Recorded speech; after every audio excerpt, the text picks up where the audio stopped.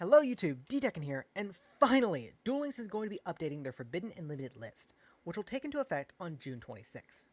Now, speaking personally, when I did the survey for the World Championship qualifier, one of the only things I put for one of the answers was that I wanted an update for the ban list.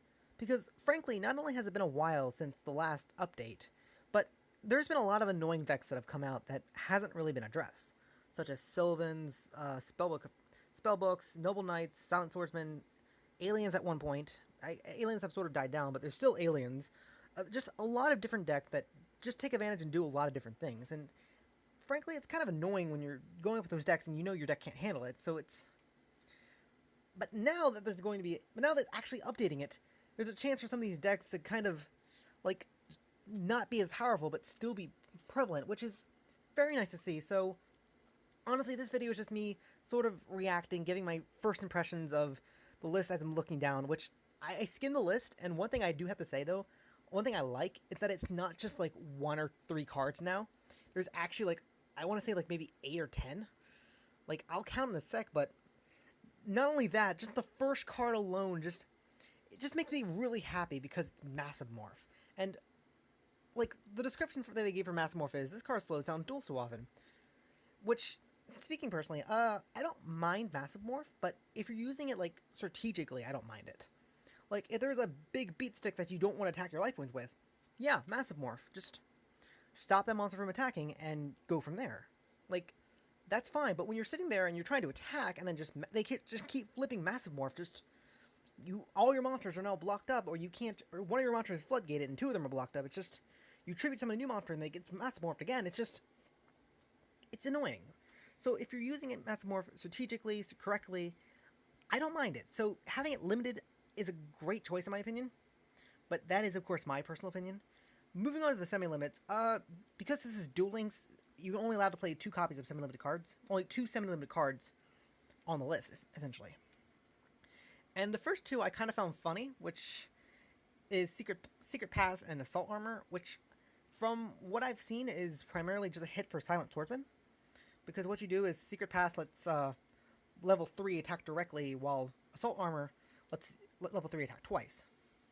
So, letting both these cards being semied means you can only play 1 copy of each, which definitely slows down just Silent Swordsman spam. That doesn't stop it from like boosting their attack very high, but it stops you from just getting straight out decayed, which I like personally. Moving down, there's Enemy Controller, Cup of Ace, and Hero Shadow. Enemy Controller, in my opinion, should have been a card that got hit a little while back just because of how versatile it is. Like, I love the card to death, but I do have to admit, like, it does a little too much. Now, straight limiting it would be very impactful, but the fact that it is semied now, and you can only have 2 semi cards, depending on what deck you're playing in, depending on what's gotten hit, may determine whether or not you can even play it at all. Like, that's what's kind of interesting about this list, because again, it's this is like the 4th card on this list, as compared to like every list before this has only been like at max like 3 card changes. As for Cup of Ace and Hero Shadow, these cards are these cards are specifically just for, again, more deck out decks like Worm and Burn. Now, honestly, I can't help but think though that because Cup of Ace got semied, Hero Shadow would just be played at 2 and Cup of Ace would be played at 0, even though it's just, I don't know. I personally do not play mill decks, so that's something I'm going to ask someone. I kind of want someone's opinion on. Just, would you play 1 of each, or would you just play 2 hero? I would think just 2 hero, just because it's hero is you draw 3, your opponent draws 3, and Cup of Ace there's a chance for you to draw 2, but you can also have your opponent draw 2. Like personally, I'm not quite sure. Having Massive Morph limited too, just it really hurts that deck too. Next 2 cards, Rose Lover and Sylvan Martial Leaf. Honestly, I like that they put these 2 cards together. Out of all these Sylvan monsters, the only one I actually wanted hit was Martial Leaf, because in all honesty, Kuroshima is annoying to deal with, but at the same time, it's actually kind of slow, to be honest. You have to be able to set the card and then flip it, which of course your opponent could attack into it, and then you mill 5, but decks that use Tribute to the Doom, or like Snipe Hunter, they can just, or even Gravity Blaster in my case, there's ways to Gravity Blaster, Forbidden Chalice, there are ways to stop Kuroshima when it's set. However, when Kuroshima flips and it mills off that martial leaf, and you only have one monster, that clears your board right away, and they can just summon a bunch of monsters and attack you directly. So I mean, Kuro is annoying, but it's not as impactful as Martial Leaf. Not to mention, if you draw into Martial Leaf, you can just normal summon it right away and get its effect. Which, honestly, that makes the card a lot more faster, a lot more versatile than Kuro. Like Kuro, you excavate it off and then pop back row, or you have to manually set it. So there's a little back and forth with it, but I think Martial Leaf was the best choice to pick. As for Rose Lover, by putting these two on the list, it'll force people to play one of each, or just two Martial Leafs. Personally, I can actually see for this change, one of each, mainly just because, like, Sylvan has a lot of high-level monsters, so having access to Rose Lover at any given time is a mandatory need. And I just realized I'm not reading the description of why these were hit. I'm just stating my opinion. Wow. This card can cause duel to end too quickly. Right. Duel end too quickly. Right. Silent Swordsman. This card has been stable for a long time, but we've decided as semi-limited, it can be used in almost any deck and often causes duels to end. Yeah, like I said, if you steal big beater monsters, or simply prevent duel from going on for too long, I don't think that's a correct statement, but it's used in decks that do that. We're preemptively adding this card to the semi-limited list to prevent decks from becoming too prevalent after the... Okay, that's interesting, actually. This card has been prominent in decks that with high win ratio, therefore... just say Sylvans. Like, yes, like, Aroma does technically use it, but Aroma is a bit slower of a deck. I mean, yes, you can do a big push first turn, but it's... technically, it's Sylvans, not just Aroma. To promote deck diversity. Okay, I'm glad I didn't read these beforehand. This is funny. Moving on.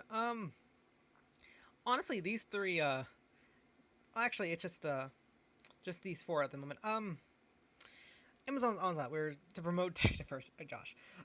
Semi-limiting Onslaught. Now, I believe there are some Amazon decks that do use Econ and some that don't. Again, it's a staple for most decks, but that said, I think that's somewhat fair. I mean, I think limiting it would have been better, but honestly, the thing with Onslaught is, depending on what your deck is, depending on how you counter it.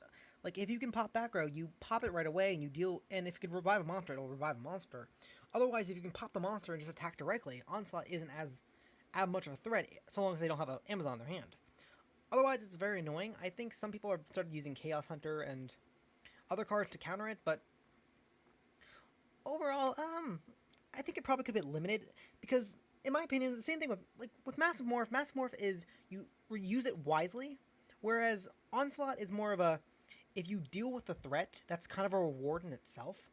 But by having two copies of Onslaught, it's sort of, you deal with the threat the first time, now you have to deal with the threat the second time. That said, it'll definitely, especially with the hit to restart recently, with the hit to restart, it'll definitely slow certain decks down. So that'll be interesting to kind of see. Cyber Petite Angel. I actually find this one kind of interesting. I don't actually... Like, I understand that, Cyber Angels is still a very powerful deck, even regardless of it being hit, but I haven't actually seen Cyber Angel, to be honest, in a while. Like, not even during the WCQ. And with, Machine Angel Ritual and, Dynasty being both semi too, Petite Angel is questionable, because Petite Angel can search Machine Angel Ritual, but if you're playing two Petite Angel and then two Dynasty, you can't play Machine Angel Ritual, so you can't search it with Petite Angel. At the same time, though, if you play one Petite Angel and one Machine Angel Ritual, you can't play Dynasty then. So I find this one a bit more debatable. Maybe, if you're going to hit this thing, though, maybe limit it. That way you can play Machine Angel and Dynasty, or maybe just limit Dynasty so you can play 2-2. But I don't know. I'm a bit iffy on this choice. Like, just because, again, it hasn't done anything in a while, but it is still a powerful deck. I have to respect that. Deck diversity. Pulse Mines. Pulse Mine's interesting because it works with any decks with machines. I'm thinking the reason it's on here is mainly Yugioh. And if that's the argument, then it should be limited, not semied. Pulse Mine is a very annoying, very powerful card, but at the same time, speaking personal experience, if you aren't able to control machines on the field, it's a dead card essentially. Like if you're going against like a spellbook of fate, in other words, like you summon your Yugioh monster, you set a card, past turn, they're gonna do certain their plays, and they're still going to like fate your Yugioh monster. So if you don't have a way to recover, or you don't have ties of the brethren right away, you lose your field. So it's you're still losing your field, so you lose your ability to activate pulse mines in the first place. So it's I'm a bit 50-50, even though I do agree, yes, 3 pulse mines is kind of stupid because it's essentially a mix between Curse of Anubis and Windstorm, but I respect this choice, and I'll see how it works, and I'm very curious to see how decks handle in the future. And the last enemy card is Celestial. They don't really state it, but at the same time, I can't help but find this an interesting choice because, well, the thing about Celestial is when you buy the Destiny Hero starter deck, you get 2 Celestials right away. So in order to get that 3rd Celestial, you have to shell out cash in order to get the 3rd Celestial. So since everyone's pretty much already bought Destiny Heroes and already shelled out the cash for the 3rd copy Celestial, mainly, now they've lost their reason to. Now they've just pretty much spent money that they didn't need to spend. So I find that kind of annoying. That aspect kind of annoying, but at the same time, we're talking about a mobile game, so where I don't know. I'm a bit mixed. I was watching a Japanese Duel Links player on YouTube earlier. Oh, not earlier, yesterday. Oh, Grish. I'm recording this in the morning, so like my yesterday and the day before is kind of mixed up. But I was watching him, and he got to like 47,000 on the World Championship qualifier while using Destiny Hero. So yes, the deck is prevalent, and honestly, I can see 2 Celestials being fine and all, but not necessarily needing a 3 Celestial. But 3 Celestial is awesome. But I don't know, maybe like summoning Enki or like I'm not sure like specifically Celestial was needed to get hit, but I don't know. I guess this would mean like if anyone's trying to build Destiny Hero, they don't need to buy that second box now. They can just try to buy more Anarchies then. So I don't know, a bit iffy on that. The last change was to Red Eye Spirit, and just removing it from the list for the simple purpose of it's no longer overpowered in the current meta.